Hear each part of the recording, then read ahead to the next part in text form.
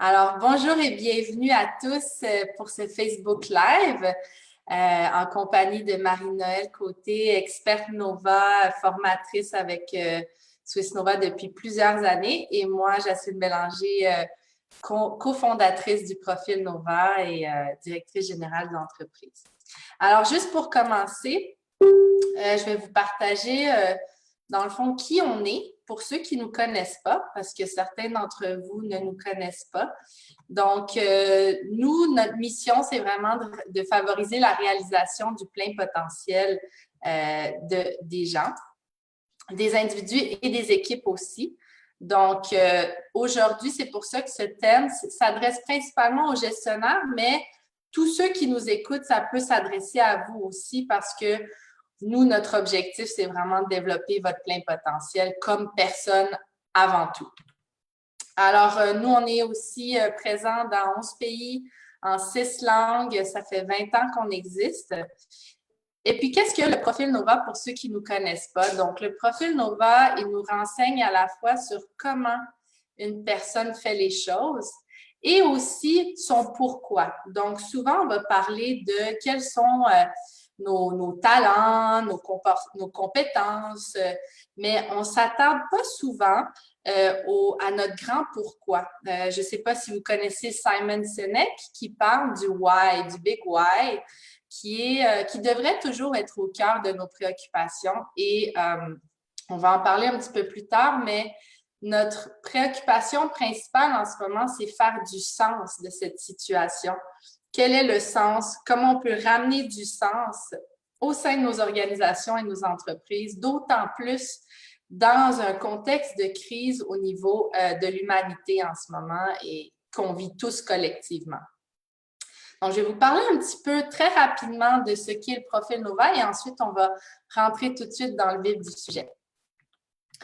Donc, le profil Nova est basé sur 3 psychologues, donc William Marston qui parle du langage des couleurs, DISC, Carl Jung, que je n'ai pas besoin de vous présenter, qui parle de notre conscient versus inconscient dans notre personnalité, et Edward Springer qui s'est attardé vraiment aux motivations qui sont à la base de nos comportements.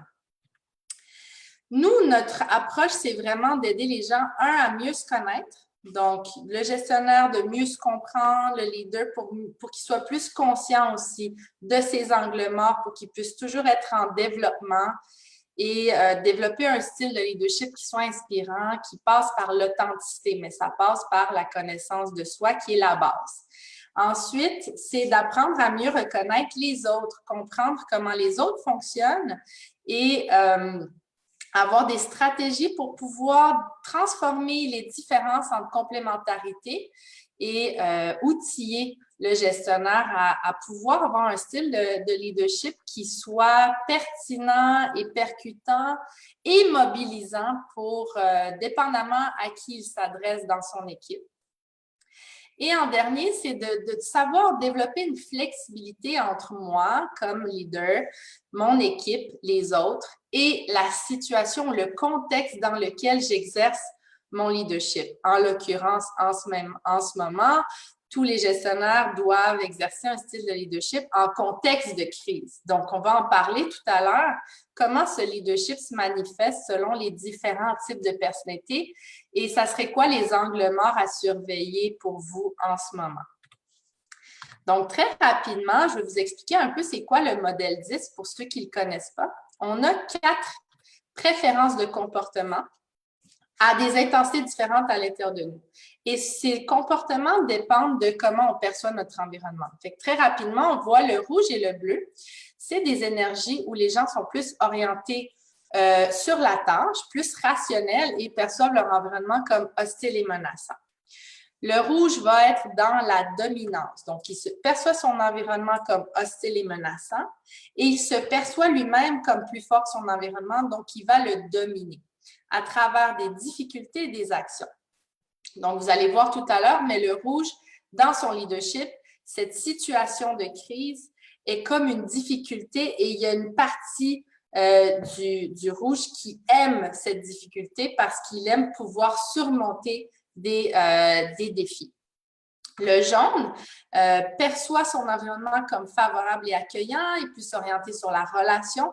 Donc, il va plus avoir une attitude positive. Il va vouloir influencer la situation, rassembler les gens, communiquer, garder la mobilisation de ses équipes.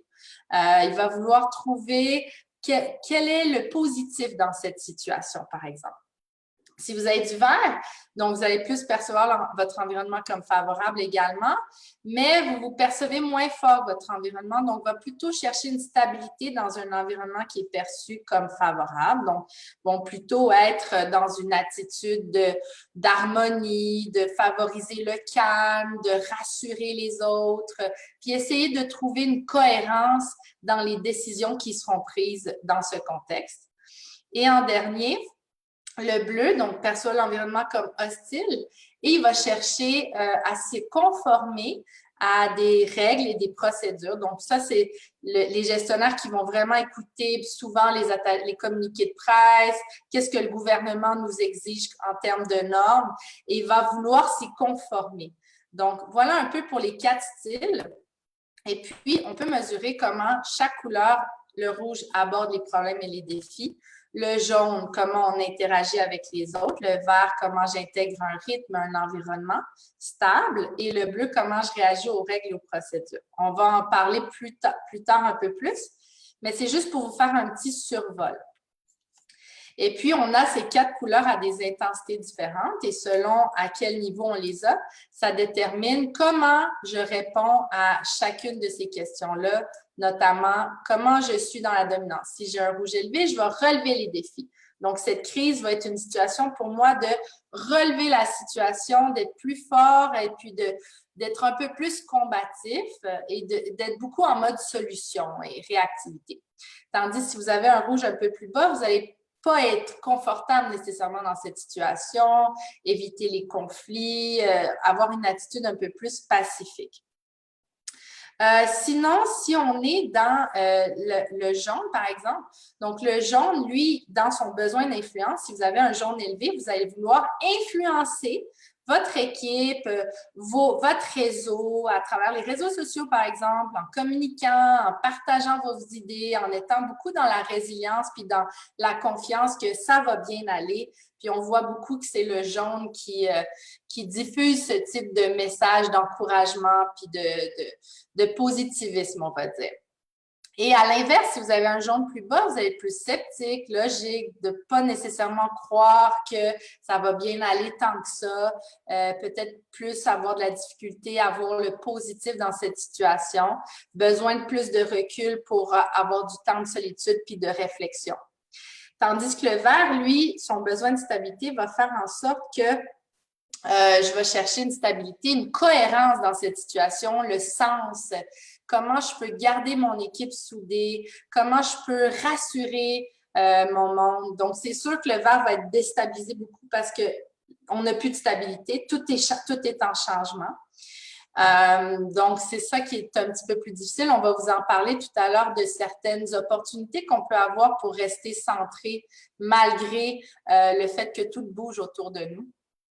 Puis si on a un vert plus bas, mais on aime le changement, c'est sûr que ce type de changement, personne est vraiment heureux de voir ça arriver, mais le vert bas est plus résilient en termes d'adaptabilité puis de mouvement que ce changement provoque. Tandis que le bleu, bien, si vous avez un bleu élevé, vous allez réagir à cette crise en disant, bon, mais c'est quoi les normes à suivre? C'est quoi les structures, les procédures qu'on met en place? Faire un comité de crise, par exemple, vraiment être prudent dans vos décisions, au niveau des chiffres aussi, peut-être de dire, bon, mais comment je peux regarder mon budget avec la tête froide sans tomber dans la panique. Tandis que le bleu bas, ben, va plutôt voir comment les règles, je peux les détourner à quelque part ou faire mes propres règles qui font du sens pour moi et être un petit peu plus dans une attitude, je pense, en dehors de la boîte. Fait que très rapidement, Voici un peu pour les 4 couleurs. Maintenant, si on regarde en arrière de nos couleurs, on a nos motivations. Puis, qu'est-ce qui nous pousse à agir? Fait que selon le type de leadership, on va avoir différentes motivations qui vont faire qu'on réagit différemment à cette situation. Je vais en parler un petit peu plus tout à l'heure. Mais on a, par exemple, le cognitif. Dans le gestionnaire cognitif, plus il va être motivé par chercher les données, aller lire les statistiques, aller regarder les recherches scientifiques en lien avec le sujet. L'esthétique va être plus dans une attitude, comment on peut maintenir un équilibre, une harmonie. C'est le désir de rechercher de la beauté dans cette situation malgré tout et comment rester dans une intuition pour naviguer dans ses décisions. L'utilitaire, lui, va plus davantage être dans la rentabilité, le retour sur investissement. C'est quoi les subventions qui sont disponibles? Comment je peux maximiser mes ressources en ce moment? Comment je peux prendre des décisions qui soient les meilleures en ce moment pour l'entreprise? L'altruisme, ça va être très affecté. Donc, les gestionnaires qui avaient beaucoup d'altruisme, donc le bien des autres, le bien de vos employés, le bien de votre équipe, s'assurer de la santé de tout le monde, de les protéger. Les décisions difficiles, comme si vous devez licencier des gens, vont probablement avoir été très souffrantes. Donc, ça, c'est aussi une motivation qui peut être à l'œuvre. Il y a l'individualiste aussi qui va être plus dans une attitude de je vais utiliser mon leadership au service de la situation, comment je peux développer justement mon pouvoir d'influence. Et l'idéologique, bien, c'est celui qui va vouloir passer des messages à travers son système de valeurs, à travers ses croyances et son code de conduite. Donc, très, très rapidement, voilà un petit peu pour l'introduction du profil Nova. Je vais passer la parole à Marie-Noël pour poursuivre sur ce qu'on voulait vous partager aujourd'hui. Merci, Jasmine. Je vais juste peut-être ancrer quelque chose aussi puis dire bonjour. Je regarde en même temps que tu parlais, je suis allée voir les gens qui sont présents. On a des consultants, mais aussi on a des gestionnaires qui nous écoutent. Et l'idée, c'est de juste enrichir votre connaissance ou votre façon de réagir à la situation, peu importe votre statut, dans votre style de leadership. Alors aujourd'hui, on va vraiment maximiser sur nos styles de leadership avec nos motivations, peu importe le rôle que vous avez. Puis évidemment, on va voir en entreprise comment ça peut se traduire ou dans vos entreprises, que ce soit un travailleur autonome ou que ce soit dans une grande entreprise. Notre style de leadership va avoir beaucoup d'impact sur nos clients, mais aussi sur nos employés. Puis là, Jasmine vous a présenté, où on a revu, pour ceux qui le connaissent, le profil Nova par rapport à soi, mais il est important de faire le point, puis c'est ce qu'on regarde sur la lecture de la situation actuellement. Ce qu'on vit avec la pandémie, ça a été un choc. Initialement, ça a été quelque chose que personne n'avait vu venir. Personne n'aurait pu même penser dans ces scénarios les plus catastrophiques qu'on vivrait ce genre d'événement où toutes les entreprises à la grandeur de la planète seraient bouleversées, mises en confinement, fermées temporairement ou même définitivement pour certaines entreprises. Donc, c'est un grand choc. On est dans un grand mouvement planétaire où tout est en mouvance, tout est incertain, tout est complexe et là, on est sollicité. Puis au-delà de nos préférences comportementales, on doit être dans l'adapté. Jasmine va en parler tout à l'heure dans notre posture de leader qu'on doit garder. Mais actuellement, on est en mesure de lire que les premières vagues qu'on a eues, on a été très sollicité dans l'urgence, dans la rapidité, où on n'a pas eu le choix d'être dans notre courage d'agir et vraiment de réagir à la situation. Donc, ça nous a demandé beaucoup d'agilité, beaucoup de rapidité, de vélocité. Là, il semble que la vague commence à s'installer. On est en train d'atterrir et là, on est en train de sentir que ce bouleversement-là va faire une forme de stabilité. On est en train d'installer de la stabilité dans cette instabilité-là. Et donc, ça va être important d'observer cette situation-là, même si on reste focusé sur les résultats de nos entreprises, même si on reste focusé sur l'action. il y a un moment où il faut réintroduire de la stabilité. On est dans une vague ici au Québec, mais dans d'autres pays aussi. On prolonge les confinements. Pour certains, on commence à penser à des retours, mais majoritairement, on est encore dans cette prolongation-là. Donc, on va se permettre aujourd'hui d'explorer comme leader quelle opportunité on a face à ce moment de temps d'arrêt où il y a une vague qui s'installe, plus un ressac, si on veut, avant la prochaine vague. Donc, on va regarder tout ça pour pouvoir vivre pleinement dans votre rôle de leader. Que vous ayez des employés ou pas d'employés, vous êtes tous des leaders de vos familles, vous êtes des leaders de votre propre entreprise ou de votre profession, peu importe qui vous êtes. Donc, le leadership s'applique à toutes vos postures. Donc, c'est ça qu'on observe aujourd'hui en fonction de la lecture de la situation qui est peut-être plus verte. Puis aujourd'hui, offrez-vous ce temps d'arrêt pour peut-être introspecter où vous en êtes. Puis pour ceux qui sont de notre communauté, je vous salue, les consultants, ben, de nous réécouter, ça va vous donner peut-être aussi des clés pour mieux accompagner ceux que vous accompagnez. Donc, on continue là-dedans, Jasmine. Puis moi, je vais continuer de lire le chat. Si vous avez des questions, moi, je vais revenir toujours avec vos questions et donner des exemples pragmatiques au fur et à mesure qu'on va aborder les sujets. Donc, n'hésitez pas à nous poser des questions. Puis j'en profite pour dire bonjour à ceux qui nous regardent aussi. Je vois Alain Cano, Eric, Guy Agère de la Tunisie. Il y a même ma nièce qui nous écoute, Caroline Thibodeau, Sylvie. Donc, bonjour à tous. On est très heureuse d'être avec vous encore.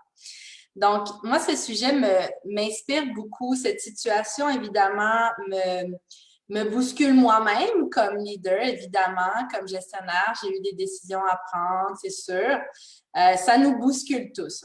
On ne se cachera pas qu'on est dans une situation qui ne peut pas être plus inconfortable.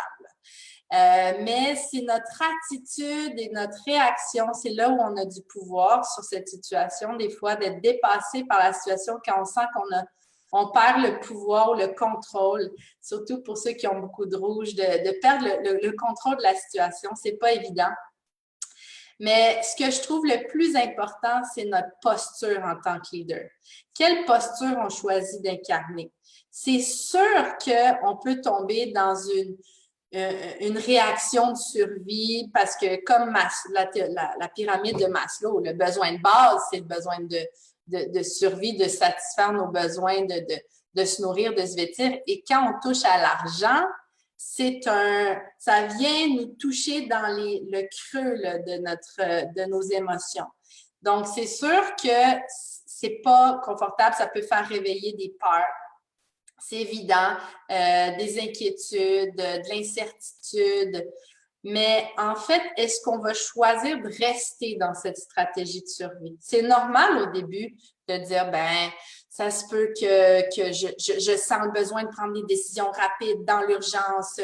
J'ai la peur du manque, la peur qu'on ne se rendra pas justement à survivre l'entreprise en termes de survie. Puis on s'entend que le nerf de la guerre d'une entreprise, c'est ses finances. Et si les finances ne sont pas en santé, bien, l'entreprise ne peut pas survivre. Ça, vous en êtes déjà conscient, évidemment.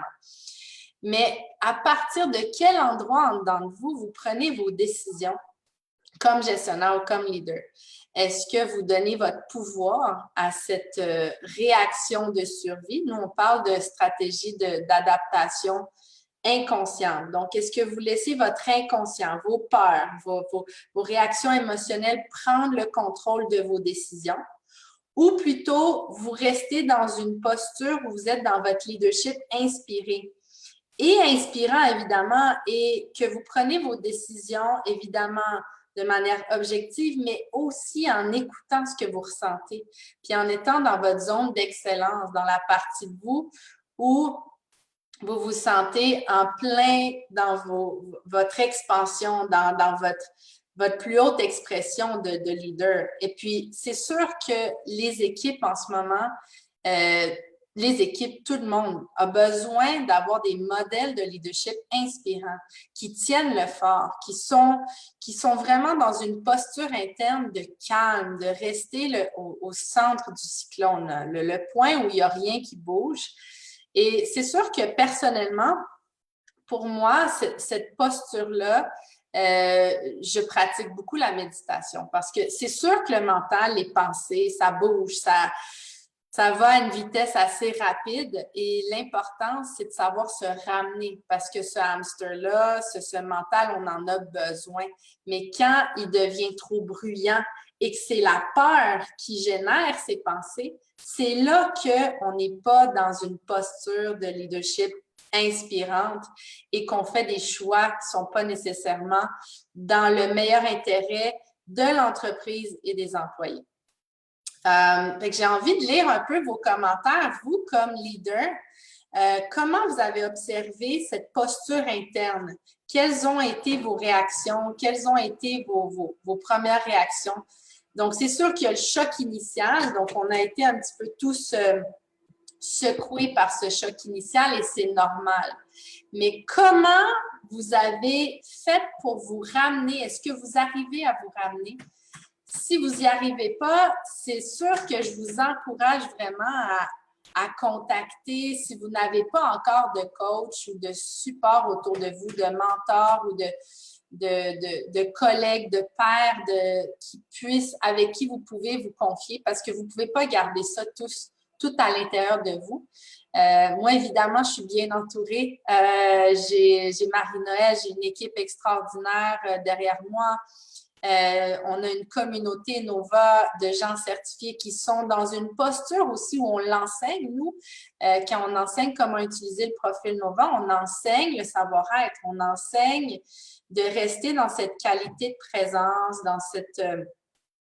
dans cette posture le plus possible de silence intérieur où on reste dans notre pouvoir, dans notre zone d'excellence. Fait que j'ai envie de vous lire aussi en termes de posture, quels ont été vos défis ou quels sont vos défis actuels pour maintenir cette posture de leadership. Moi, personnellement, je vous dirais que c'est sûr que mon mental, au début, se faisait aller. J'essaie de voir rapidement quelles sont les solutions, comment prendre des décisions rapides parce qu'on n'avait pas le luxe du temps non plus. Quand il y a une situation d'urgence, évidemment, le contexte fait en sorte qu'on doit réagir vite. Donc, c'est sûr qu'au début, il y a eu un choc initial. Ensuite, ça a été, je me suis assise, j'ai médité. J'ai dit, OK, là, j'ai besoin de prendre du recul, puis de ressentir qu'est-ce que j'ai à faire. Et évidemment, j'ai regardé nos chiffres, j'ai fait des projections, j'ai regardé qu'est-ce qui s'en venait. Évidemment, c'est évident. On doit toujours garder autant cette posture de calme intérieur, mais avec une tête qui prend des décisions éclairées avec des faits, la réalité des choses. Donc, ça a été ma réaction. Et à chaque fois que je vois que je glisse, par exemple, dans une stratégie de survie ou dans des peurs ou des inquiétudes, mais je me ramène par la respiration, par aussi aller prendre des marches en nature, évidemment en respectant la distanciation sociale, mais j'ai la chance d'avoir une forêt derrière chez nous, donc ça m'aide à rester centrée, à nourrir mon verre, qui est l'énergie qui est le plus au service de cette posture du leader, c'est ce verre, cette énergie de calme et d'harmonie qui nous permet de ne pas donner notre pouvoir à notre impulsivité ou à nos émotions ou nos peurs, dans le fond. On devient plus observateur de ces peurs-là, plus en conscience aussi. Donc, je vois des commentaires. Oui, c'est ça, Isabelle.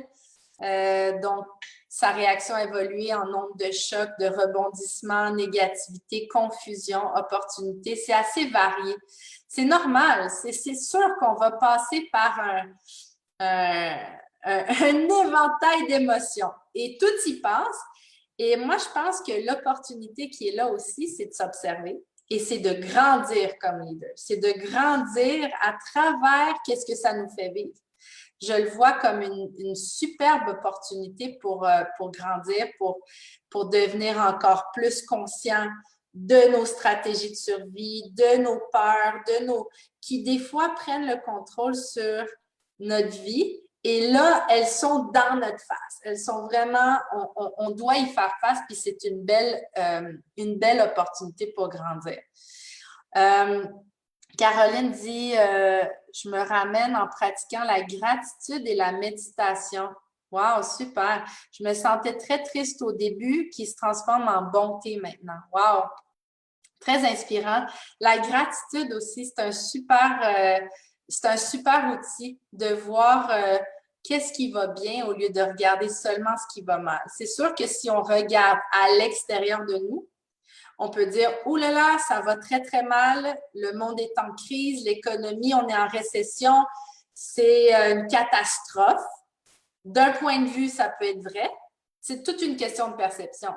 Est-ce que je choisis de percevoir le monde de manière hostile et menaçante, comme je vous disais tout à l'heure, avec les lunettes du bleu et du rouge qui dit « c'est dangereux, il faut que je me protège, il y a une crise, qu'est-ce que je fais? » Ou je peux choisir de percevoir que le verre est à moitié plein, je suis en santé, j'ai une famille en santé, j'ai une équipe extraordinaire, le monde est la terre respire mieux depuis qu'il y a cette crise. Il y a plein de belles choses qui sortent de ça. J'ai une occasion de prendre du temps pour me poser des vraies questions essentielles comme leader par rapport au futur de mon entreprise, par rapport à certaines choses que j'ai besoin de raffiner ou d'améliorer. Donc, la gratitude, je trouve ça un outil très riche. Je vois Nadia qui parle de intégrer des groupes d'entraide a été d'un grand secours pour les autres, évidemment, mais pour moi aussi.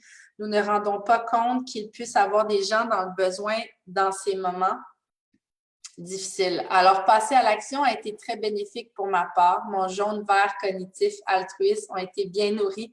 J'imagine bien, Nadia. Nadia, qui est une psychologue extraordinaire dans notre réseau. Donc, oui, c'est sûr, pour ceux qui ont une motivation altruiste, qui veulent contribuer, donc c'est vraiment un besoin de redonner à la société. On voit qu'il y a beaucoup de solidarité qui émerge de ça. Donc, la beauté de cette situation, c'est aussi de pouvoir sentir cette solidarité. Enfin, l'humanité vit un moment historique où on est tous dans la même situation, on est tous à pied d'égalité, peu importe nos revenus, peu importe notre statut social, il n'y a aucune différence. Donc, je trouve ça très, très beau de voir ce mouvement de solidarité, de voir tout le monde veut offrir. Mais même moi, ça a été une de mes réactions. Comment je peux redonner à ma communauté, comment on peut rester soudés, les soutenir, comment on peut soutenir les gestionnaires qui vivent. Donc, c'est pour ça que ce sujet aujourd'hui, c'est vraiment adressé plus aux gestionnaires, mais c'est pour tout le monde. Comment les soutenir dans un moment qui est difficile. C'est sûr que c'est difficile, c'est exigeant. Ça nous demande beaucoup, beaucoup de résilience. Donc, c'est ça, Isabelle parle aussi de solidarité. On la voit qui monte, puis je pense qu'on sort aussi d'un mouvement purement individualiste où chacun pense seulement à soi. Mais c'est aussi une posture. Est-ce que je reste concentrée sur qu'est-ce que je perds comme profit, qu'est-ce que je perds comme moi, ma liberté de mouvement, je ne peux plus sortir chez moi, j'étais censée faire un voyage, je ne peux plus le faire. Toutes ces choses-là, ces frustrations, c'est le petit moi, là. Il n'y a rien de mal à ça. C'est juste que c'est pas dans un esprit de unité où on est tous un à quelque part comme humanité. Patrick parle de l'inconnu, l'inconnu, l'inconnu. Comment faire pour entrevoir une fin éventuelle alors qu'on n'a aucune information concrète, effectivement. Je vis au jour le jour. Tant que nous mangeons, je garde mon optimisme. Mais le jardin sera bien garni et on fait le nécessaire pour survivre. Effectivement, il y a ce besoin de dire comment je peux devenir autosuffisant, quelles sont toutes mes habitudes de vie, comme leader, comme entreprise et comme individu pour si ça arrive à nouveau, ce type de crise. On n'était probablement pas, la plupart d'entre nous, prêts. On n'était pas prêts. On voit aussi le virage du numérique qui se fait. Beaucoup d'entreprises n'étaient pas habituées au télétravail. Dans notre cas, on était déjà habitués, fait que ça a été plus facile comme transition. Les cours en ligne aussi, tout avec le web maintenant, tout se fait en ligne. On voit beaucoup de ressources qui ressortent justement. On parle plus d'autosuffisance aussi, mais de ressources naturelles, comment on peut devenir de plus en plus conscient puis prévoyant.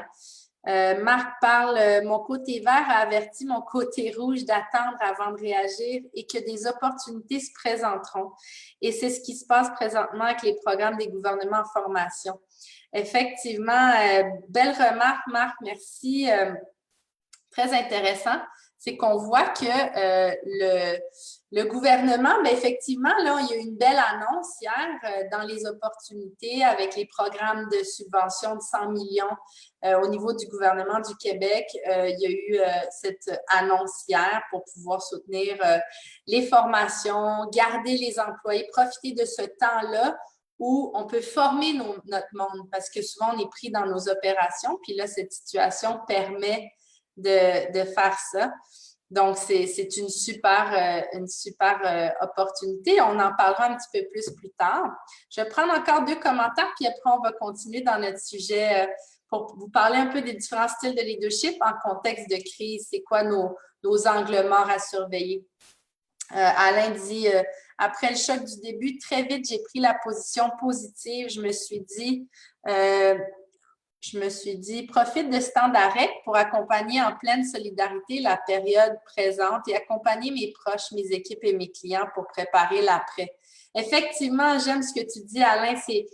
Cette pause est aussi une opportunité pour se recentrer, se poser des bonnes questions, se demander comment je peux utiliser ce temps-là de manière constructive aussi.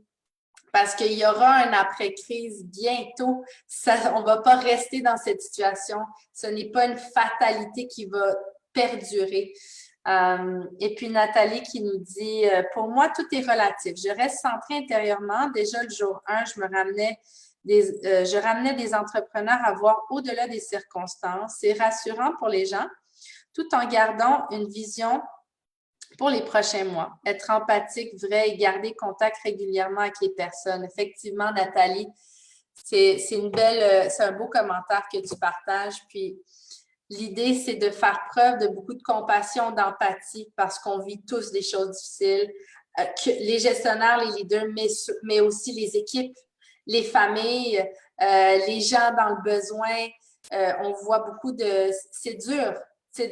C'est vraiment dur. Mais je suis convaincue, étant de nature plutôt positive, qui voit le verre à moitié plein, qu'on va passer au travers tous grandis de cette situation. Fait que je vais laisser Marie-Noëlle, si tu veux, parler un petit peu des 4 styles de leadership maintenant, puis de leur force par rapport au profil Nova. Oui, tu mets à l'écran, super. Oui, je le mets à l'écran. Parfait. Donc, en attendant qu'on puisse voir à l'écran nos styles de leadership, je veux faire un petit peu le pont. Puis là, on a à l'écoute toutes sortes de personnes, ceux qui accompagnent des gestionnaires, il y a aussi des gestionnaires. Puis actuellement, les gens se posent beaucoup la question, est-ce que c'est le temps? Puis comment Nova peut m'aider? Parce que là, on échange, on est dans l'introspection, tout dépendant de votre niveau où vous êtes rendu sur accueillir et essayer de comprendre ce qui est en dedans de vous. On parle beaucoup de gratitude, mais il y a beaucoup le mot accueil, accueillir les peurs, accueillir ce que je vis, à quoi je suis confrontée pour pouvoir apprendre sur soi, puis soit le dissoudre, puis dire je passe par-dessus et comment je me transforme dans ça, saisir cette opportunité-là. Et justement, mon leadership après, comment il va se déployer? Puis une des questions qu'on a beaucoup, c'est mais là, actuellement, est-ce qu'on est dans le mode adapté ou on est dans le mode naturel? Tu as parlé d'un leadership soit inspiré ou un leadership de survie. Actuellement, ce que moi, je peux observer aussi, c'est qu'on a beaucoup les deux. C'est soit je réagis dans mon style naturel et puis je suis en résistance ou en action avec ce qui est favorable en moi, mais ça se peut aussi que vu étant donné que j'ai lu la situation et que la situation exige des choses qui sont différentes de mon naturel, ça se peut qu'actuellement, je dépense énormément d'énergie à être un leader, par exemple, différent de ce qui est mon naturel ou de mes préférences de comportement. Et justement, ça va m'amener à vous parler de leadership. Vous allez peut-être vous reconnaître et si vous avez votre profil, c'est un bon moment pour y revenir, pour voir quelles sont vos forces, mais aussi peut-être que là, actuellement, quel leadership je peux développer ou déployer un peu plus. Oui, avec plus d'énergie, peut-être avec un peu plus d'effort, mais qui va plus correspondre à la situation dans laquelle on vit. Par exemple, ce matin, j'étais avec un groupe de vice-présidents qui se posaient la question, qui s'observaient grâce à leur profil Nova, où on prenait la conscience qu'on était dans des leaderships beaucoup plus de directifs et administratifs, et je vais vous les présenter, donc plus dans la tâche, dans l'objectif, préserver la survie de l'entreprise. Mais la prise de conscience qu'ils ont pris, c'est que qu'ils ont fait, en fait, c'est que leur leadership plus coopératif, prendre soin de leurs équipes, avait peut-être été laissé de côté parce qu'ils ont réagi au contexte. Donc, de prendre le temps de prendre conscience, c'est un des forces de l'application de cet outil-là.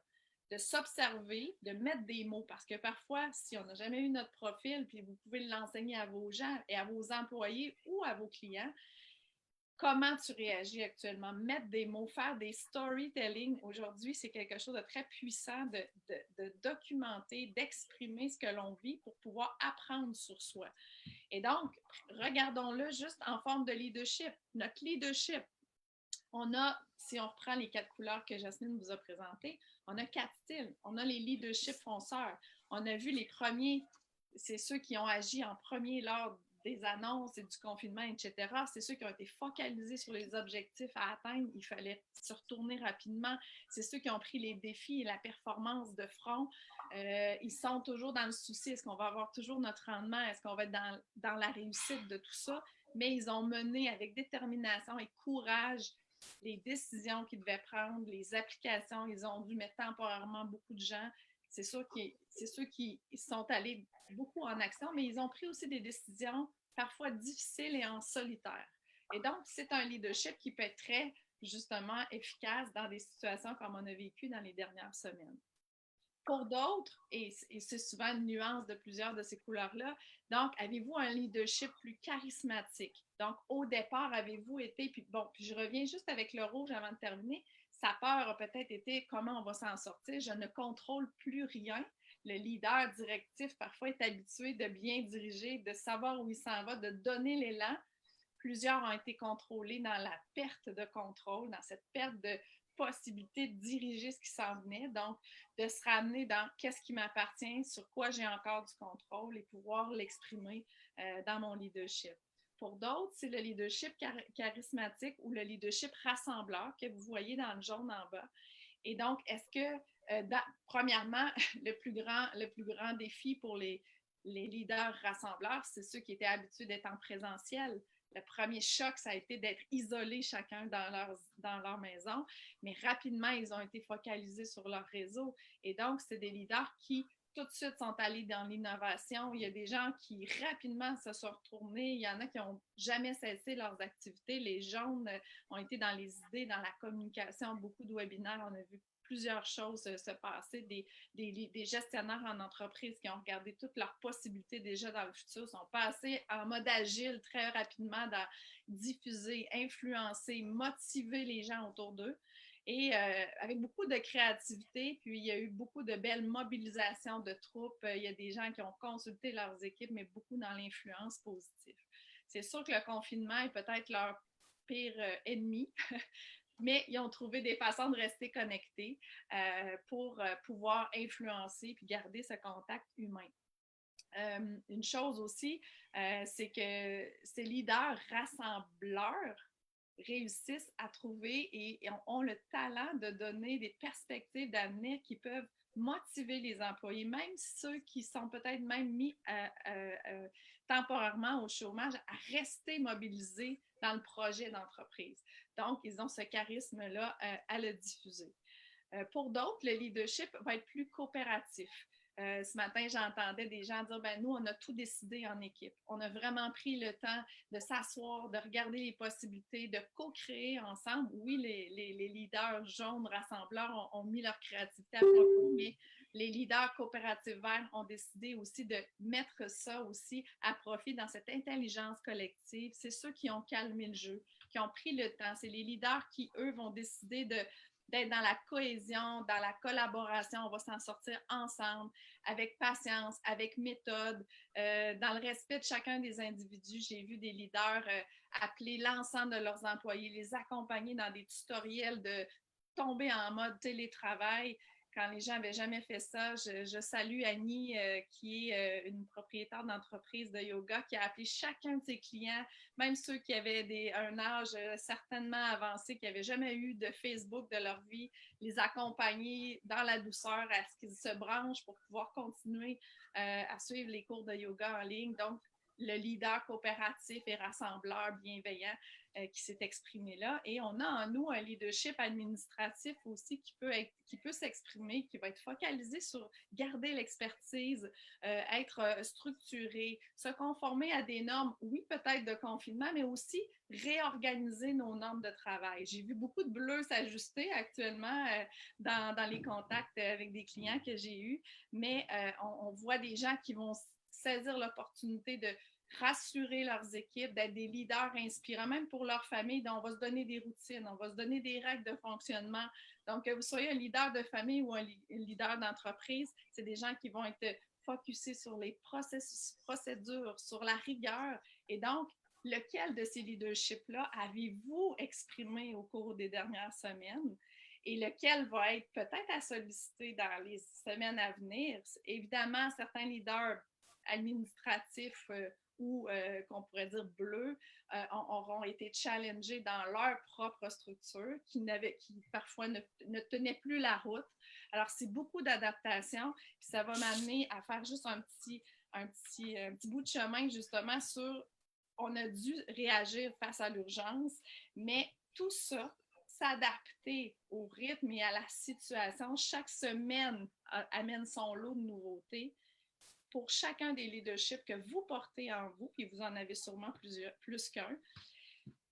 Et peut-être vous avez développé le leadership qui n'était pas le vôtre naturellement, mais qui était de la situation. Ça vous a demandé de l'énergie. Je vous invite à accueillir et de regarder votre niveau d'énergie régulièrement. Comme leader, ce rythme-là de l'urgence versus ce ralentissement obligé, c'est de passer toujours de un à l'autre, d'être dans la rapidité, dans l'agilité, mais en même temps, dans le ralentissement. Ça demande de l'énergie, ça demande de prendre la mesure de votre niveau d'énergie et puis d'accueillir et de pouvoir y réagir. On va y revenir tout à l'heure en fin de séance, mais c'est super important parce qu'on a dû faire face à tous ces changements-là. Donc, votre leadership, puis là, j'irai même pas dans les motivations parce que le temps file, mais voyez-vous, déjà, juste à regarder les styles de leadership qu'on porte en nous, qui sont aussi sollicités en termes de besoins actuels, peuvent aussi vous influencer. Puis là, je voyais tout à l'heure dans les commentaires, mais là, les gens, est-ce qu'ils ont le temps, la tête, est-ce qu'ils ont l'argent pour pouvoir faire leur profil, les aider parce qu'on sait que ça aiderait tout le monde à aller plus loin? Bien, écoutez, avec l'annonce, tu l'as dit tantôt, Jasmine, avec l'annonce des subventions qu'on a entendues hier, c'est le moment de demander du soutien pour peut-être vous arrêter, de vous observer, mettre des mots sur votre style de profil, mais votre style de leadership, mais aussi de vous faire accompagner, puis d'accompagner vos équipes à mettre des mots là-dessus. Je pense que c'est l'opportunité extraordinaire pour le faire. Vous pouvez faire des webinaires, puis peut-être qu'on va en faire d'autres aussi pour outiller sur des thématiques encore plus précises. Mais si vous avez des besoins comme gestionnaire, que vous aimez, des thèmes que vous aimeriez que Nova vous assiste ou que nos consultants puissent développer pour vous, c'est le temps de nous faire signe aussi parce qu'on sent ces besoins-là émerger. Et puis, l'opportunité est là de pouvoir vous assister en plus avec peut-être les soutiens financiers nécessaires. Mettre des mots sur ce qu'on vit, c'est vraiment important. Exactement. Puis, c'est important de s'observer justement. Est-ce que tu as envie de parler un petit peu de la notion du rythme par rapport à cette situation-là, Marie-Noëlle? Ben, écoute, on en a parlé, hein, on en a parlé beaucoup. J'ai envie peut-être de conclure avec le leader, en fait, différents leaderships, mais avec la situation actuelle. Puis je lisais un bel article encore dans la presse ce matin. Ce qui est formidable aujourd'hui, c'est qu'il y a beaucoup d'informations qui circulent. Il faut faire attention à ce qu'on lit, mais il y a des choses qui nous inspirent. Et deux personnes actuellement qui écrivent régulièrement dans la presse, puis ils parlaient du leadership qui est sous tension actuellement. Sous tension par le rythme et par le fait qu'on ne contrôle plus vraiment ce qu'on contrôlait avant, peu importe notre style, que ce soit le contrôle de nos relations ou le contrôle de nos structures ou le contrôle de nos résultats, on est challengé dans tout ça et particulièrement dans notre rythme. Il y en a qui sont impatients parce que ça ne va pas assez vite où ils voudraient aller. Pour d'autres, c'est un ralentissement et ils ne savent pas comment gérer ce ralentissement-là. Ça bouleverse nos habitudes, ça bouleverse notre niveau d'énergie. Et comment on peut faire face à ça? Bien, actuellement, le leadership qui est souhaité, je vous donne des mots-clés que j'ai vus dans l'article, je trouve ça intéressant. Le leadership exige actuellement beaucoup d'empathie. On parle d'un leadership vert, un leadership de compassion, d'accueil, d'écoute. Mais il y a aussi beaucoup le leadership de la mobilisation.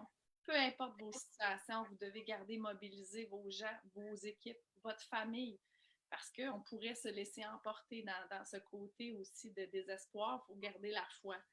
On parle d'un leadership de résilience parce qu'il faut trouver le sens dans ce qu'on est en train de vivre, comment vous allez rebondir pour la suite. Il y a l'humilité et la communication aussi qui sont extrêmement importantes.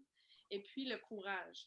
Donc, dans notre rythme, comment je peux faire vivre toutes ces clés-là de leadership? Et vous savez, ce qui vient d'être nommé là, ce sont les 4 couleurs. Ça exige actuellement de valser dans les 4 couleurs Nova, mais de les mettre à bon escient, que ce soit le courage dans le rouge, que ce soit la communication ou l'enthousiasme dans le jaune, la résilience et le sens dans le vert, et de structurer tout ce qui s'en vient. C'est une opportunité extraordinaire. Puis cette phase de ralentissement-là, c'est l'opportunité, c'est le moment d'ouvrir la boîte, de sortir de nos boîtes, parce vous le lisez à plusieurs endroits, on ne sera plus jamais pareil après le COVID. Nos entreprises vont devoir agir différemment et c'est là qu'on va faire le pont sur tout cet espace de ralentissement.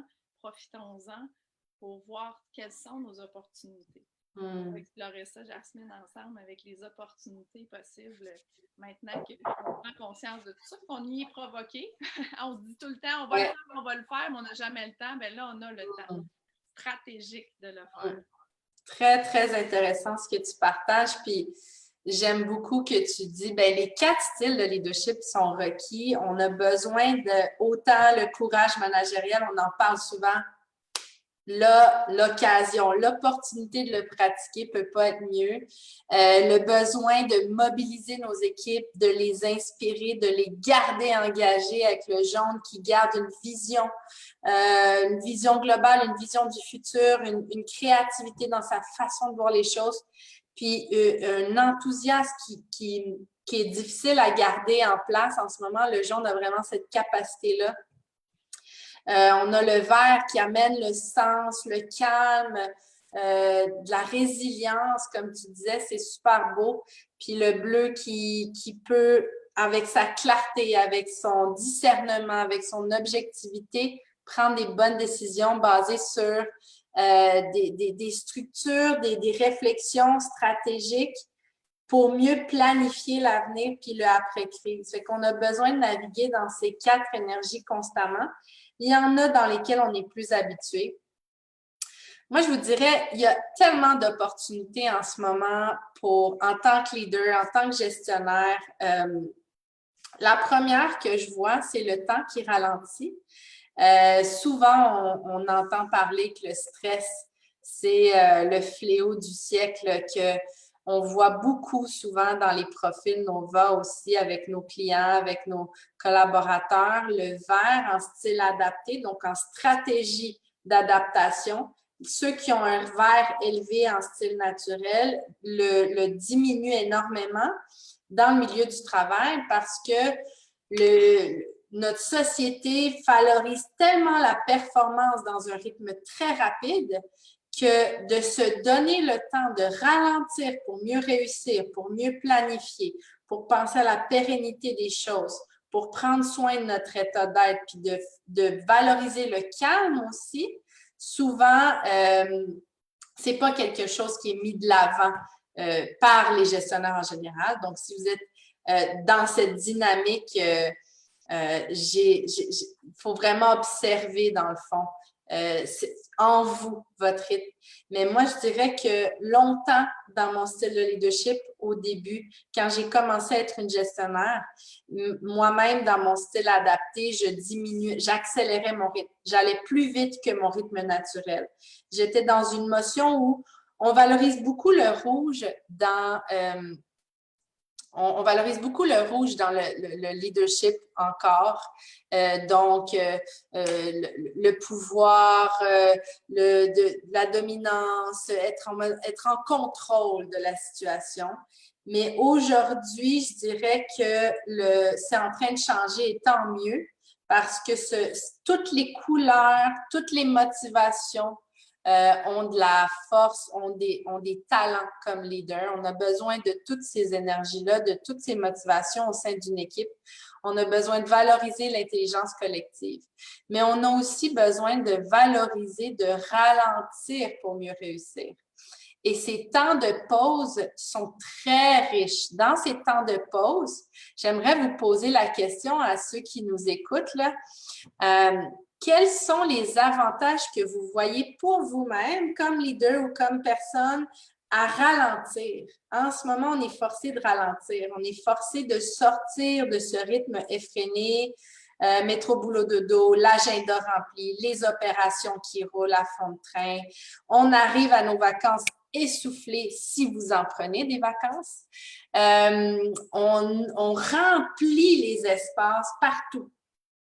Et des fois, remplir ces espaces est aussi dans notre angle mort pour ne pas ressentir qu'est-ce qui se passe à l'intérieur de nous, pour ne pas prendre ce temps d'introspection, de regarder qu'est-ce qui est là à l'œuvre en moi. Est-ce que, comme je vous disais au début, ma posture est en train d'être dominée par mes réactions émotionnelles, par mes peurs, mes inquiétudes? Est-ce que c'est mon mental qui ronne toutes mes décisions puis mes opérations, puis je suis pris dans une prison sans le savoir de mon statut social, de mon rôle comme leader qui est lourd sur mes épaules, que je prends en charge beaucoup de choses au lieu d'être plus dans une motion de fluidité, de facilité, de pas obligé que tout soit fait comme vous aimeriez que ça soit fait. Mais pour ça, ça prend de lâcher le contrôle, de ralentir, de vous poser des questions sur la réelle motivation derrière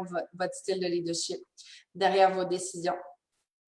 Et je vois aussi à quel point l'opportunité de ce ralentissement permet de se réinventer, de se poser des questions on ne prend pas le temps, cette fameuse notion de prendre le temps. Le temps, il est toujours là.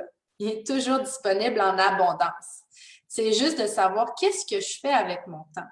Comment je maximise, comment je prends le temps de prendre le temps, d'être vraiment présent dans le moment présent, dans ce que je fais, sans être toujours dans cette dynamique de pilote automatique. C'est comme si des fois, on vit notre vie sans même être présent à ce qu'on fait. Donc, cette notion, évidemment, j'imagine que vous connaissez Eckhart Tolle. Si vous ne le connaissez pas, je vous invite à lire le livre « Le pouvoir du moment présent ». Et il en parle beaucoup à quel point notre ego et notre notion du temps, tout ça, c'est une illusion. Et que quand on donne notre pouvoir à ça, bien là, on perd notre pouvoir. Et là, on n'est pas dans une posture de leader qui est inspirante. Et aujourd'hui, on parle beaucoup que les milléniaux, ils ont besoin, ou toutes les personnes qui rentrent sur le marché du travail, pour rester engagés, mobilisés dans les entreprises, le leadership qui est en place doit être inspirant et doit faire preuve de sens. Et si on ne prend pas le temps de ralentir pour se poser des questions, pour vraiment ramener au cœur de nos préoccupations le sens et comment je redonne à la collectivité, comment ma raison d'être comme entreprise est au service aussi du bien commun. qu'aujourd'hui, on ne peut plus s'en passer. L'humanité, on est une humanité collective et si on continue de penser seulement à nos propres intérêts, nos propres profits, on s'en va dans le mur. Je vois qu'il y a beaucoup de commentaires, donc on va commencer à en lire un petit peu. Oui, Marie-Noël. Avant qu'on lise les commentaires, il y en a un, en fait, il y en a un qui m'éveille quelque chose parce que je trouve ça fort intéressant ce que tu viens de dire là. Puis je voudrais faire le bon sur un des commentaires de Patrick Lucier qui dit pour moi, c'est comme si la demande de ralentissement de plusieurs devient une accélération pour d'autres. Et je trouve ça fort intéressant parce qu'effectivement, puis je le constate dans les accompagnements qu'on fait, il y a des gens pour qui, oui, c'est le temps d'accepter ce ralentissement-là. Et pour d'autres, ça provoque vite, vite, il faut réagir. Il y a une offre de. Puis là, il y a eu des subventions, vite, il faut faire une offre. Là, il y a une demande. Alors, on est tout le temps sollicité dans ces rythmes-là. Et en fait, c'est le temps de ralentir. C'est le temps d'aller au cœur puis d'aller connecter avec vos motivations profondes. Pourquoi tu penses que pour toi, c'est important d'être en ligne, par exemple? Puis on a eu la conversation avec certaines personnes. Pourquoi tu le ferais? Et ça fait-tu du sens pour toi? C'est pas pour dire qu'il y a une opportunité seulement, parce que saisir juste les opportunités fait qu'on accélère le rythme et ça peut être que sur du long terme, on pourrait ne pas tenir ce rythme-là. Donc, je pense que nous sommes tous conviés à un certain ralentissement ou du moins à une introspection. Est-ce que ça fait du sens pour moi de donner de la cohérence à ce qu'on est en train de créer actuellement? Tout à fait. On a Christian qui parle que ralentir est difficile pour lui. La peur du vide. J'ai 10 idées par minute. Ah, bienvenue au club. Mais beaucoup de difficultés à focusser sur un ou deux objectifs. J'ai l'impression que mon agilité naturelle me joue des tours dans le sens de provoquer une hyper-agilité, hyper-réactivité, difficile à canaliser. Ça, c'est évident. C'est évident qu'en ce moment, avec tout ce qui bouge, ça bouge tellement vite que là, on est sursollicité. On a mille et une opportunités justement de se réinventer, d'élargir nos offres de services, de changer notre façon de faire, de restructurer, il y a tellement de mouvements à la seconde. Alors, oui, ralentir va permettre de voir quelles sont nos réelles priorités, nos réelles préoccupations. Est-ce qu'encore une fois, j'agis par peur du manque? Peur de perdre une opportunité, peur de l'avenir, peur de ne pas y arriver, peur que mon équipe, je la perde, etc., peur de perdre des clients, peu importe. Donc, c'est de voir, est-ce que la peur, qui est très sournoise, puis qui est très dans notre inconscient, et on se le dit là tout de suite, tout le monde a des peurs. Consciemment ou inconsciemment, on en a tous. Mais c'est d'en être conscient quand elles sont à l'œuvre. Parce que si on laisse ces peurs-là prendre le contrôle, c'est là qu'on est en mode pilote automatique, survie, on ne prend pas nécessairement les meilleures décisions. On a aussi Armand qui parle de lâcher prise, qui je suis, quel est le sens de ma vie, quelle est la suite pour moi. Merci de m'aider à faire un pas de plus. Super, mais c'est ça le but de notre échange aujourd'hui. On a Nathalie qui parle, cette adversité nous permet de se retrouver en soi et d'assumer le savoir-être. Exactement. Puis on en parle tout le temps de ce fameux savoir-être. Mais là, il est temps de pratiquer puis de l'appliquer. C'est plus juste des théories. C'est plus juste le temps d'en parler, de dire oui, l'agilité, réinventer, ralentir, réussir, c'est des belles paroles. Mais est-ce que je le vis? Est-ce que je l'intègre ou est-ce que je l'annonce comme ça fait partie de nos valeurs affichées? Mais ce n'est pas vécu de l'interne. Et ce besoin de sens pour les équipes, pour les gens qui vont sur le marché de l'emploi, ce sens, Simon Sinek, il en parle tout le temps, à quel point le pourquoi doit être au cœur de nos préoccupations. Et ce pourquoi ne se crée pas dans l'urgence, dans la rapidité. Ce sens se crée, se vit d'abord pour soi et ensuite, s'intègre dans nos actions, dans nos procédures qu'on met en place, dans nos stratégies marketing, dans nos communications, dans notre façon de livrer notre contenu à nos clients, tout ça. Il y a Alain qui dit « La situation nous oblige à réfléchir car nous vivons une période de changement et de paradigme. » Exactement. Le monde va reprendre certaines choses et en changer d'autres. Quels sont les bons choix? Tout change en ce moment. On a plusieurs d'entre nous attendions ce changement avec grande impatience. Ben, c'est le moment. C'est l'occasion jamais de dire comment moi, dans mon leadership, je peux contribuer à ce changement qui est en train de s'opérer par mon style de leadership, par mes talents uniques, par mes idées. Est-ce qu'il y a un livre que ça fait longtemps que vous voulez écrire? Est-ce qu'il y a des processus en place dans votre entreprise qui ont besoin d'être revus depuis longtemps et que vous ne preniez pas le temps de le faire? Est-ce qu'il y a un modèle d'affaires qui a besoin d'être revu aussi? Moi, personnellement, je suis aussi au cœur de ces réflexions constamment. J'étais toujours dans ces réflexions, mais aujourd'hui, plus que jamais, je prends ce temps de recul, je l'écoute, la situation, j'écoute ce qu'elle a à m'enseigner. Et puis, on se pose beaucoup de questions avec l'équipe pour se réinventer, pour être agile, mais pas dans l'énergie de la peur, mais dans la créativité, dans l'énergie de on pense à l'avenir. On est cohérent avec notre raison d'être que je vous ai partagée au début, qui est de favoriser l'expansion des individus, des équipes et des organisations. Comment le profil Nova peut le faire? Comment vous pouvez le faire à travers vos modèles d'affaires à vous? Chacun à sa façon. Je dirais aussi qu'il y a une belle occasion, une belle opportunité de faire un retour sur notre alignement en termes de nos valeurs, en termes de notre vision stratégique, en termes de nos équipes. Est-ce que les partenariats qui sont en place sont alignés avec les valeurs de l'entreprise, mes valeurs comme leader? Est-ce que l'équipe qui est en place est alignée avec la raison d'être de nos projets, etc.?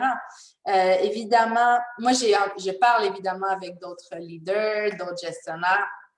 J'ai entendu un de mes collègues qui disait « Ah, ben c'était l'occasion de laisser aller certaines personnes que je sentais depuis plus longtemps qu'il fallait que je les laisse aller. » Pourquoi attendre de se rendre dans une situation de crise pour faire ces décisions qui attendent depuis longtemps d'être prises? Des fois, c'est ce courage managérial que là, on a tous eu à faire face. Plusieurs d'entre vous, probablement, ont dû faire face à licencier des gens, à dire non, à mettre fin à des contrats. C'est difficile comme décision. Mais avec nos motivations, ça permet de nous faire un exercice de réalignement. J'ai envie de vous partager un petit peu. Oui, Marie-Noëlle? Une des choses que je viens de lire à Gère de la Tunisie, allô, justement, elle dit c'est le moment d'avoir une meilleure écoute et une distribution des voix, par exemple, dans les réunions, dans nos équipes. Le stress peut diminuer et il peut y avoir une meilleure interaction, c'est-à-dire un partage de la pression. Ce que je lis beaucoup actuellement, c'est qu'il y a un aplatissement. Il y a un aplatissement des structures. Pourquoi? Parce que là, la tête n'a plus le choix de se rapprocher de la base. Comment ça se passe? On est éloigné et on n'a plus le choix de prendre ce temps d'arrêt pour écouter nos gens. Et donc, on tombe dans ce leadership d'un peu plus de proximité avec son équipe. Et je pense que là, actuellement, c'est ça qui est en train de se passer. Il y aura peut-être, ça fait des années qu'on entend parler, par exemple, d'entreprises libérées, autogérées par les leaders internes, pas juste une tête, mais partager un pouvoir, un pouvoir décisionnel, un pouvoir de créativité, un pouvoir de bienveillance les uns envers les autres. Et je pense que ça distribue justement, ça partage le poids de ce qu'on est en vie. Alors, c'est une autre façon aussi de revoir nos structures. Est-ce que ça va nous amener vers un autre concept de gestion? Nos styles de gestion d'entreprise vont-ils changer? Bien, c'est une opportunité de se remettre en question. Cette ouverture-là qui arrive, oui. Et puis, j'ai envie de vous parler aussi à quel point cet exercice de réalignement, de se reposer les questions qu'on n'a pas pris le temps de se poser, j'ai envie de vous reparler des motivations pour refaire, vous profiter de ce moment pour vous réalignez avec qu'est-ce qui vous motive fondamentalement comme leader, mais aussi dans vos modèles d'affaires. Donc, si vous avez une motivation cognitive élevée, cognitive, besoin d'apprendre, comprendre, chercher la vérité, mais c'est un bon moment de soit lire le livre que ça faisait longtemps que vous n'avez pas lu. C'est l'opportunité de suivre des formations pour vous, pour votre équipe, en plus avec les subventions de 100 millions maintenant qui est autant disponible pour les entreprises, pour vos ressources humaines, que pour les travailleurs autonomes si vous voulez suivre une certification, si vous voulez suivre une formation, recevoir du mentorat, des programmes de coaching. C'est un temps pour se former. C'est un moment parfait qui est servi sur un plateau d'argent pour stimuler cette motivation-là. Si vous avez une motivation esthétique, alors c'est un bon temps pour stimuler votre besoin de réalisation de soi, de ressentir la beauté qui vous entoure, d'exprimer votre créativité. Est-ce que vous laissiez de la place à vos talents créatifs, par exemple, d'écriture, de chant, de musique, de coaching aussi? Certains ne prennent pas le temps des fois de se faire coacher, mais c'est une belle ressource. J'encourage les leaders qui n'ont pas de coach à s'en procurer un. C'est un bon moment, justement, de pouvoir commencer une démarche à ce niveau-là. Il y a l'utilitaire aussi, qui est une motivation de retour sur investissement, besoin d'utilité. Bien, c'est un excellent moment pour revoir vos processus, maximiser vos ressources, maximiser vos ressources financières, mais aussi vos outils de travail. Est-ce que vous étiez équipé en télétravail? Est-ce que vous avez des logiciels en ce moment qui vous permettent de favoriser votre temps, de favoriser vos revenus aussi? Est-ce que vous aviez pris ce virage numérique du e-commerce, si c'est pertinent pour votre modèle d'affaires, etc. Ensuite, on a l'altruisme. Bien, c'est une occasion excellente de prendre soin de nos équipes, de prendre soin de leur bien-être, de prendre soin aussi de notre réseau d'affaires, de nos collègues, de nos pairs, de notre famille, de tout le monde, en fait. Tout le monde vit des choses difficiles en ce moment. C'est un excellent moment. Nadia Kendall parlait de groupes d'entraide. Il y a plein d'occasions de manifester notre solidarité en ce moment. Profitez-en. Et il y a aussi... Oui, pardon? Et ne pas s'oublier. Et ne pas s'oublier, Marie-Noël le vit personnellement aussi, ce défi. On le vit tous. Tous ceux qui ont un altruisme élevé, c'est à surveiller. Aussi, l'individualisme, si vous avez une motivation d'avoir du pouvoir sur votre vie, de l'autonomie, de l'indépendance, ben, c'est un bon temps pour revoir quel est le style de leadership que vous voulez avoir, quelles sont votre unicité, quelle est votre marque employeur comme entreprise aussi. Et comme entrepreneur en général, comment vous voulez vous démarquer et quelle est votre offre de valeur unique. Ensuite, l'idéologique, ben, c'est des gens qui ont un système de valeurs élevé qui sert à redonner au bien commun. Donc, si vos valeurs, par exemple, c'est le respect, l'écologie, la communauté, c'est des bonnes occasions de les mettre de l'avant. C'est des bonnes occasions aussi de vous dire, est-ce que, par exemple, si votre valeur, c'est la transparence, est-ce que vous-même, vous faites preuve de transparence dans votre style de leadership, dans vos communications, dans le courage managérial qui est exigé de vous en ce moment? Donc, c'est une belle occasion de parler aussi de de vos valeurs dans votre modèle d'affaires et dans vos communications sur les réseaux sociaux, etc. Donc, c'est un petit peu ça que je voulais vous parler au niveau de l'alignement. Et pour terminer sur les opportunités, ben, on en a parlé beaucoup. Bon, le gouvernement, il y a des opportunités en termes de subventions pour vous former. Pour les gens qui n'ont pas pris le temps de penser à une stratégie numérique, c'est un bon temps de voir tout ce qui peut être mis en ligne. Utilisez vos réseaux sociaux. Les réseaux sociaux, c'est une belle façon de rester connecté, de rejoindre vos clients, de rejoindre beaucoup de monde en même temps. Si vous avez un livre, ça fait longtemps que vous voulez écrire, écrivez-le. Moi, personnellement, c'est une belle occasion pour suivre l'écriture d'un livre que j'ai commencé. Si vous avez besoin de réfléchir à des questions de fond sur votre vie, sur votre entreprise, sur le futur qui est devant nous et comment vous voulez vous inscrire dans ce après-crise, c'est un bon moment. Et ça m'amène aux deux derniers sujets qu'on voulait vous parler de comment prendre soin de l'énergie, de votre énergie comme leader. Fait que je vais laisser Marinelle vous en parler un petit peu. Jasmine, sans vouloir juste conclure sur les opportunités, sans vouloir juste mettre le focus sur Nova, c'est que j'ai vu quelques questions là-dessus.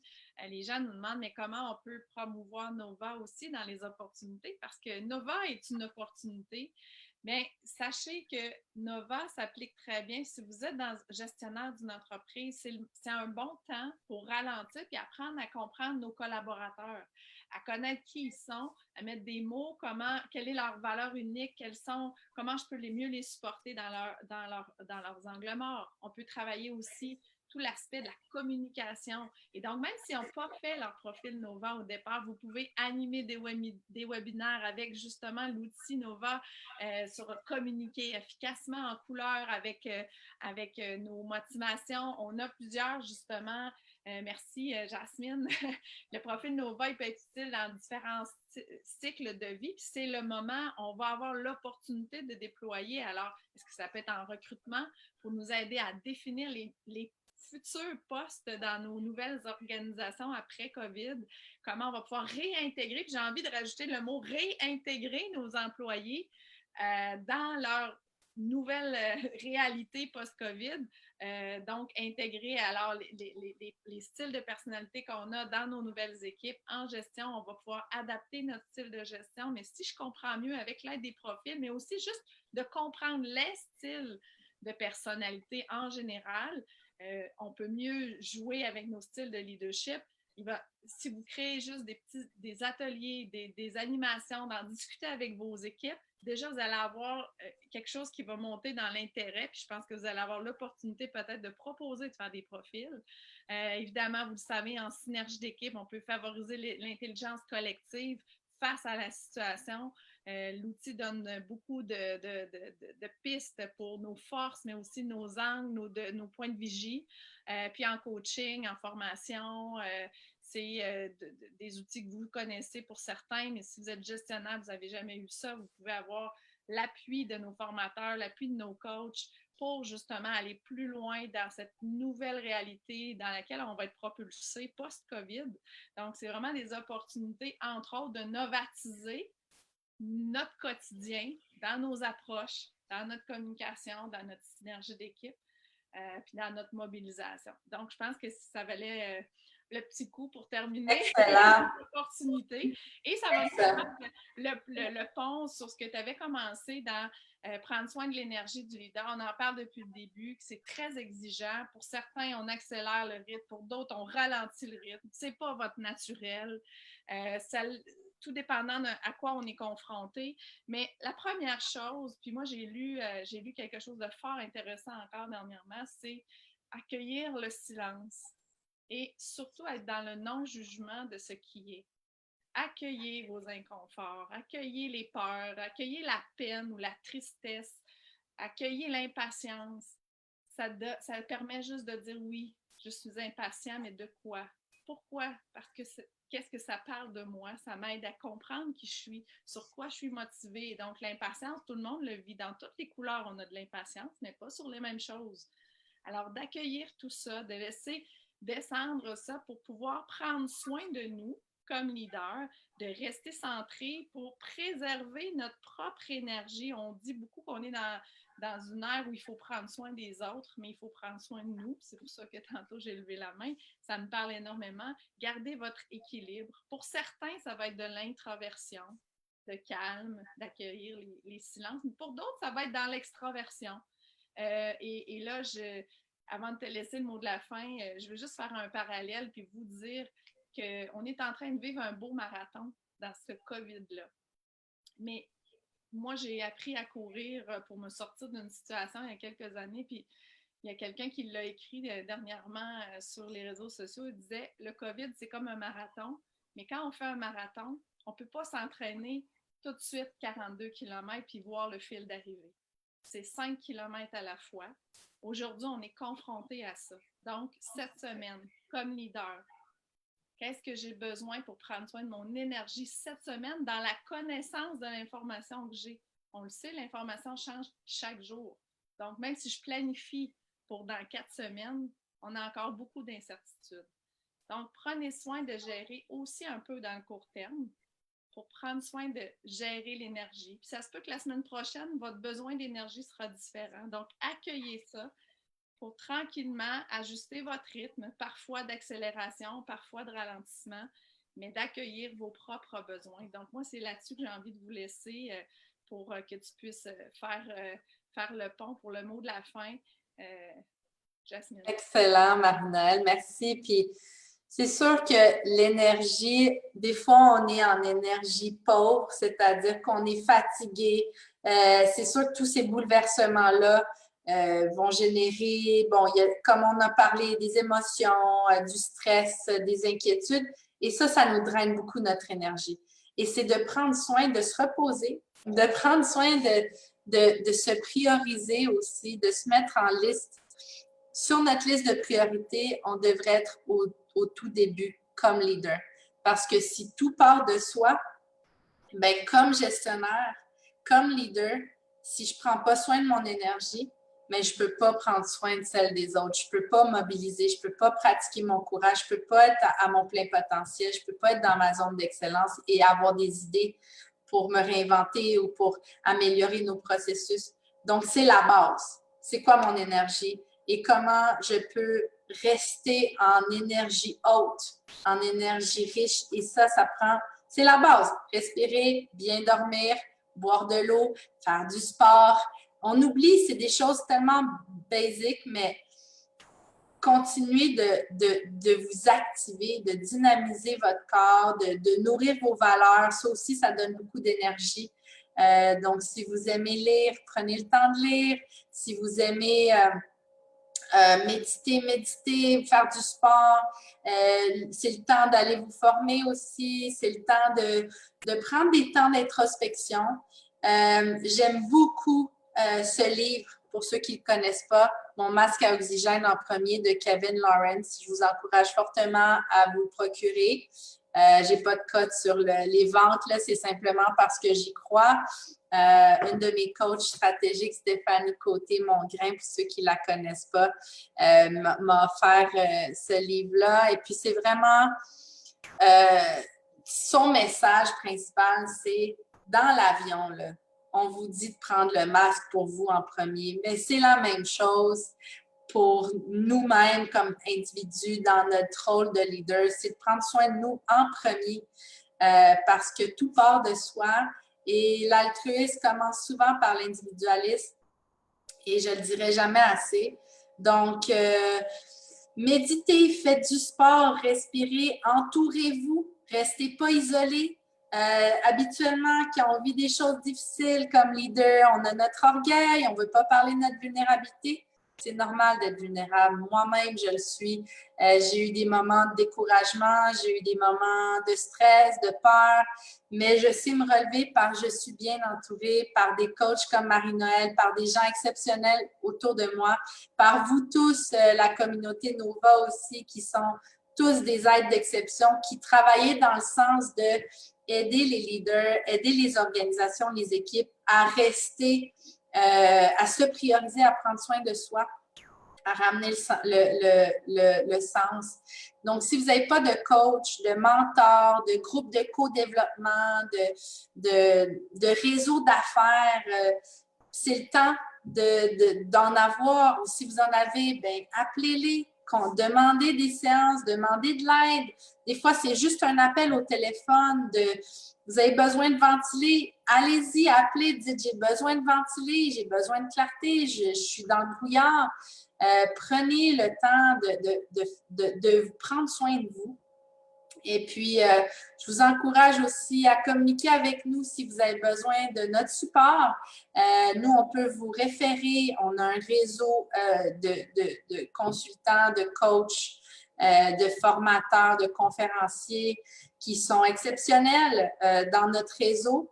Si vous n'avez jamais eu l'expérience du profil Nova, communiquez avec nous. Ça va nous faire plaisir de vous assister. On offre de la formation, de synergie d'équipe, des ateliers dans notre réseau. Donc, n'hésitez pas à nous écrire et selon votre région, on peut vous référer aussi. Donc, si vous ne connaissez pas, profilnova.com et puis vous allez pouvoir nous contacter facilement à partir de là ou à partir de notre page Profil Nova sur Facebook et sur LinkedIn. Donc, ça a été un grand plaisir d'être avec vous aujourd'hui.